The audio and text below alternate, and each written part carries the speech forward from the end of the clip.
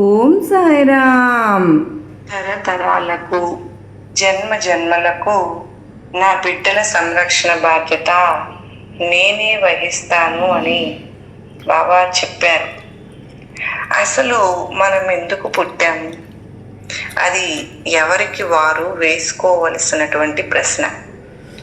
ఎందుకు పుట్టామో మనకు తెలియదు.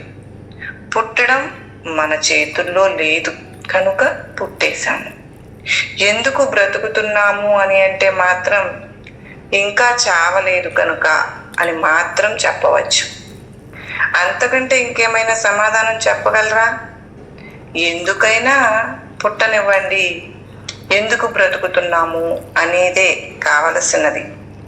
ఈ ప్రశ్న ఎవరికి వారు వేసుకోండి. బాబా చాలా స్పష్టంగా చెప్పి ఉన్నారు. ఎందుకు పుట్టినట్లు? పిడకలు వేరుకోవడానికా? సద్గురువును తెలుసుకో అని. ఈ జీవితం అనే పుస్తకం మన చేతికి ఇవ్వబడింది. ఏమి వ్రాసి ఉందో మాత్రం మనకు తెలియదు, కానీ తెలుసు అనుకుంటూ ఉంటాం మనం. అది ఎట్లా ఉంటుందంటే, ఇక్కడ ఒక ఉదాహరణ చూద్దామా? నేనే కాదండి, మీరైనా సరే ఏదైనా పుస్తకం ముందేసుకొని చదువుతూ ఉంటారు కదా. మీ పాప ఇంకా స్కూల్లో చేరాలి. అప్పటికి వాళ్ళ అమ్మ తనకు ABCD వరకు నేర్పించింది. మనం చదువుకుంటూ ఉంటాం, మీరైనా సరే నేనైనా సరే.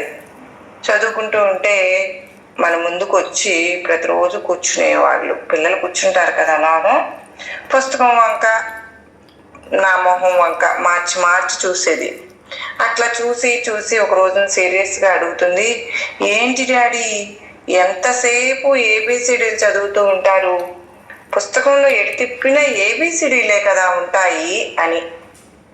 నేను ఒక రోజులో నేర్చుకున్నాను కదా డాడీ, ఏంటి ఇన్ని రోజులు చదువుతున్నారు అని ఆ పాప ఆలోచన. అలాగే భాష తెలియని పుస్తకాన్ని చాలా సీరియస్గా చదివేస్తూ ఉన్నామన్నమాట మనం. పేజీలు మాత్రం తిరిగిపోతూ ఉన్నాయి, అర్థం అనేది తెలియడం లేదు. ఈ అర్థం చెప్పగలిగేటటువంటి సద్గురువు అంటూ మనకు కావాలి.